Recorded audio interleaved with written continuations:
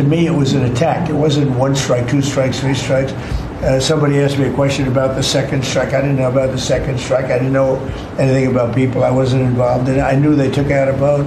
But I would say this, they had a strike. I hear the gentleman that was in charge of that is extraordinary. He's an extraordinary person. I'll let Pete speak about him. But Pete was satisfied. Pete didn't know about second attack having to do with two people. I guess Pete would have to speak to it. I can say this. I want those boats taken out. And if we have to, we'll attack on land also, just like we attack on sea. And there's very little coming in by sea. I think we've knocked out over 90% of it. There's very little, and I understand that. There's very little. We're saving hundreds of thousands of lives with those pinpoint attacks. It's an amazing thing when you see a boat going along. And, a lot of the press would like to say they're not. You see the boat. They're not maybe drugs. You see these boats. First of all, who has 5 engines on the back of a boat going in weird directions and loaded up with lots of white containers? They're bags or things. No, they've done an amazing job. And Peter's done an amazing job. Pete, you could probably better answer the question. No, you're spot on, sir. I think you got to start with the baseline, which Marco laid out, everybody's laid out. We've got 20 million people invading our country over 4 years. We don't know where they're coming from.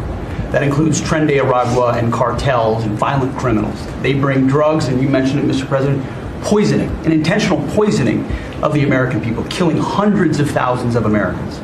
So the president had the courage to designate these cartels as designated terrorist organizations. Now, a number of us here served in the military and spent 20 years fighting terrorists like Al-Qaeda and ISIS on the other side of the world. How do you treat Al-Qaeda and ISIS? Do you arrest them and treat them, pat them on the head and say, don't do that again? Or do you end the problem directly by taking a lethal, kinetic approach? And that's the way President Trump has authorized the War Department to look at these cartels. And I wish everybody could be in the room watching our professionals like Mitch Bradley, Admiral Mitch Bradley, and others at JSOC and SOCOM and other commanders.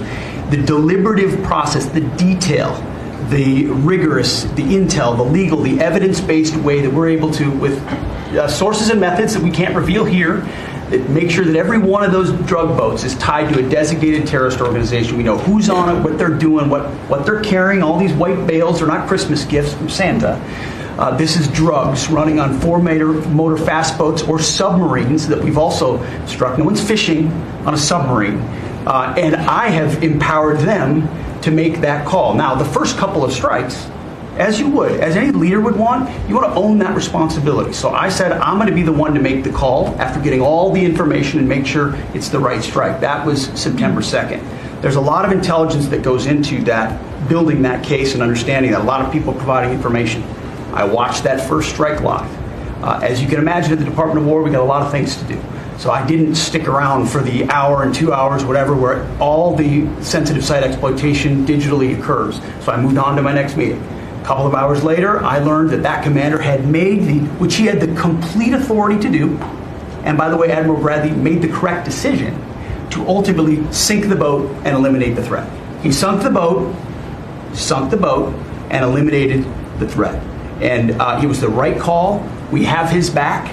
And the American people are safer because narco-terrorists know you can't bring drugs through the water and eventually on land if necessary to the American people. We will eliminate that threat, and we're proud to do it.